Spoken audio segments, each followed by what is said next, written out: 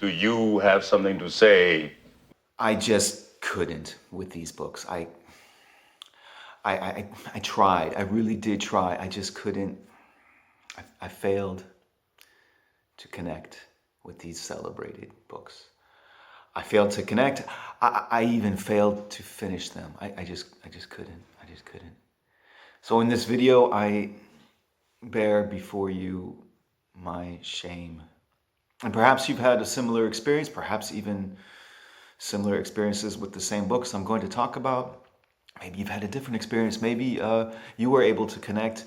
And maybe in the comment section, you will tell me, Michael, try again. It's really worth it. Maybe. Now, I am willing to assume the majority of culpability for not connecting with these books, for most of them. There is a category of books that I'm going to talk about that I am not willing to share any of the responsibility for not finishing them, and I'll get into why later. So if you like books and you like content about people with strong opinions about books, then go ahead and hit the like button, subscribe to the channel if you haven't already. Your support is greatly appreciated. No intro sequence, let's jump right into it and get into a book. It's a classic that I failed to finish, and I tried twice, and I failed halfway through both times. And that book is Dangerous Liaisons. Now, this book is from 1782. My goodness, that's a long time ago. And I'll admit it is beautifully written. It's essentially a series of letters, these between lovesick people who are just discovering love and attraction for the first time, and they don't know how to deal with it. And there's another group of people who want to manipulate these lovesick people. And so there are letters going back and forth. And the writing is gorgeous. I mean, super melodramatic, but also quite gorgeous. But it just gets so repetitive after a while that I couldn't anymore. And I failed, but I did remember that I really enjoyed the writing. Like, each individual letter is gorgeous, but then it's just more and more of the same. So I tried again a few years later and I failed again. However, the last time I tried to read this book, I think it was probably like 20 years ago. And there are some passages that have just stuck in my head. I could still remember, Soyez donc l'arbitre de ma destinée. Entre quelles mains plus sûres puis-je remettre une cause plus importante? I remember that. That was 20 years ago, and I still remember that line. I just thought it was fantastic. And this is like a music teacher who's infatuated with one of his students, like a harp, like a little young girl who plays the harp. And he's like, oh my goodness, my life, my happiness is in your hands. You have control over everything, which is a lot of pressure to put on a young girl. I mean, she can't even play the harp, and she's supposed to be responsible for this man's happiness in his entire life. So there are beautiful passages in it, but it just over and over and over again, the same thing. Oh, I love you, and oh, my heart yearns for you, and I don't know what to do with myself. Please, can you help me? Can you help? My heart is going to explode. Okay. Dangerous Liaisons. Putting the long back into longing. I couldn't. Next up, a book that I was so looking forward to reading, and I tried, and I failed. And that book is A Girl is a Half-Formed Thing. Now, I was very excited about this book because it was put out by Galley Beggar Press, and I love this publisher. They put out great books, and they do a great job with the books that they put out. And but they're a small press, relatively small press, independent press out of England.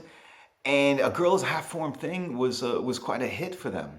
And it was, I think, their first big hit. So when I saw it getting traction and it was getting some attention from literary awards, I was very excited because this is a publisher I really like. And it won the Women's Prize for Fiction and the Goldsmiths Prize, two literary awards that I pay attention to. So I was super excited. Firstly, I was very happy for Galley Beggar Press to have a hit on their hands, and I was looking forward to reading it. So I got a copy, and I read 3 pages, and then I just said, whoa, this is not for me. I cannot do it. It's almost like a puzzle. The narrator is telling the story, supposedly a very dark story. And this narrator has just a different concept of how sentences are formed. So it's going to provide a very immersive reading experience, because you're going to have to adjust your way of thinking about words and ideas and adjust them to the narrator's idea of that. To give you an example of what this reading experience is like, I will read the opening lines for you. For you will soon, you'll give her name. In the stitches of her skin, she'll wear your say. So it's a bit of a puzzle, almost, right?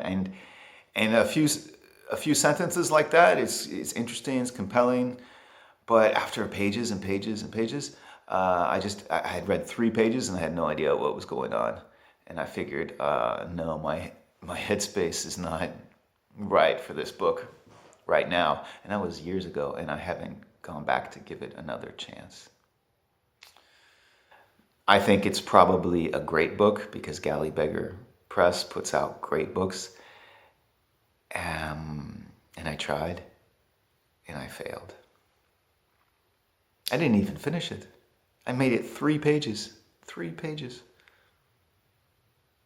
Shame. The next book I failed to connect with is also a winner of the Women's Prize for Fiction, which is surprising, because generally that prize, the books that are nominated for that prize, or the books that win that prize, really work on me as a reader.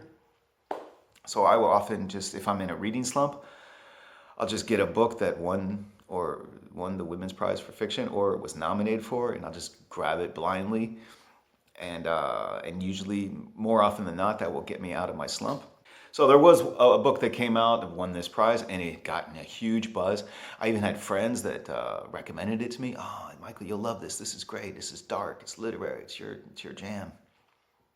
And that book is We Need to Talk About Kevin. And it's about 400 pages. I made it 160, 170 pages into it, and then I just gave up. Each time I would go back to try and read it, and I would be filled with this feeling of dread, like, oh no, I'm gonna have to read this again. Okay. And I read like 2 or 3 pages, and just forcing myself to get through the pages, because the narrator of this story she is insufferable. She just complains about everything, and she blames everybody else for her problems, and she wants to play the victim in a passive aggressive kind of way. She's just so unpleasant to be around. And I don't know, I'm gonna have to spend more time with this woman. And after a few pages, I would put it down and say, okay, I'm gonna try again tomorrow. But each time I would get ready to go back to it, I'd just be filled with dread and, this again. So finally, I just decided, well, I don't have to spend time with this woman. I can just DNF the book. And that's what I did. Apparently, I've looked at some reviews, and apparently like the last 100 pages are amazing.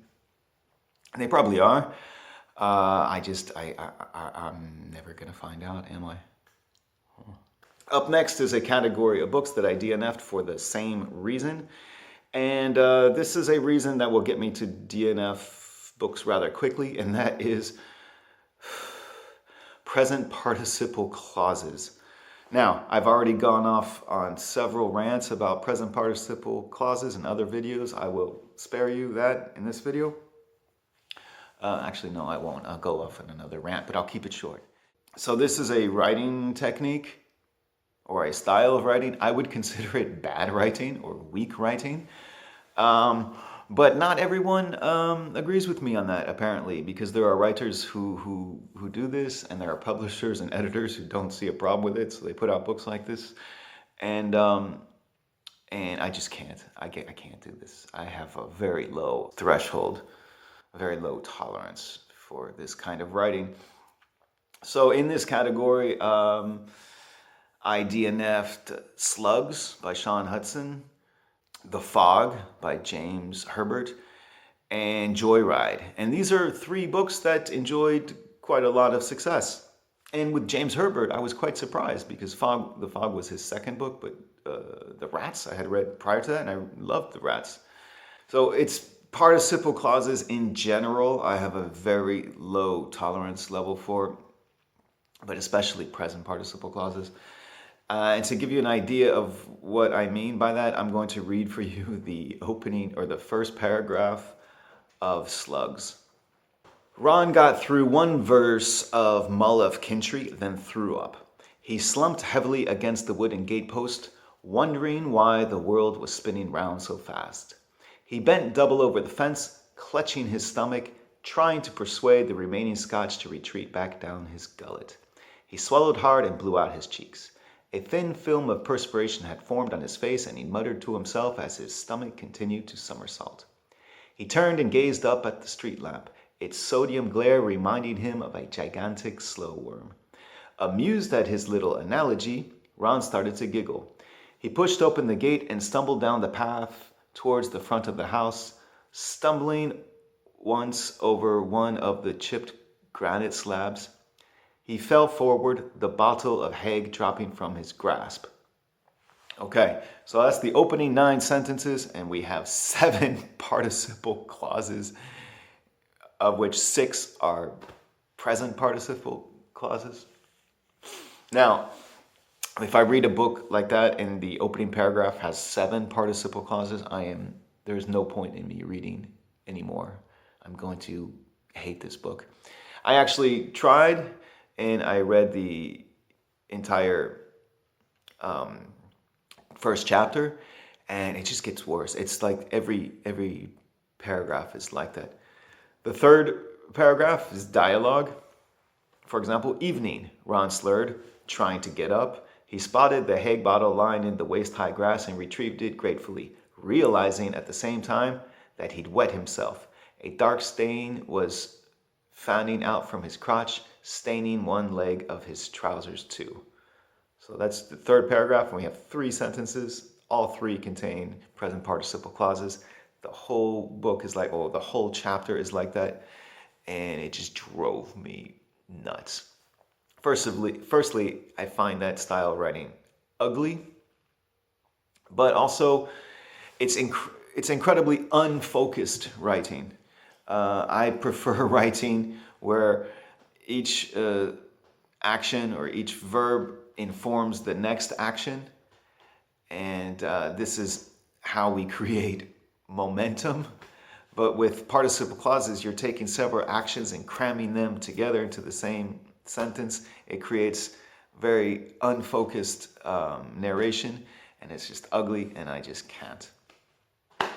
In fact, was it last year, I had a publisher contact me about an editing assignment, and I really needed the money, so that was great. And I said to them, well, just send me the first few pages and let's see what we have here. And it was like that. It was just lots and lots of present participle clauses. So I told the publisher, I said, if you want to develop a good relationship with this author that you have just signed a contract with, you should probably connect them with an editor who doesn't absolutely hate the way they write, because that would be a problem for everybody involved. So I had to turn down the assignment. Apparently there are lots of readers who are not bothered by this style of writing because these books keep getting made. So if you're a reader who is not bothered by this, I'm slightly envious of you, because there are many more books available to you as a reader than they are to me. I'm a bit envious. I'm also a little bit annoyed. Like, I think we should be more demanding. I think this is bad writing, and I think we should demand better writing. But that's just my opinion. Have you had any experience with the books I talked about in this video? Perhaps you had a better experience than I did. What books have you DNF'd recently, and why? I love connecting with you in the comment section. Thank you for watching. I'll see you at the next video.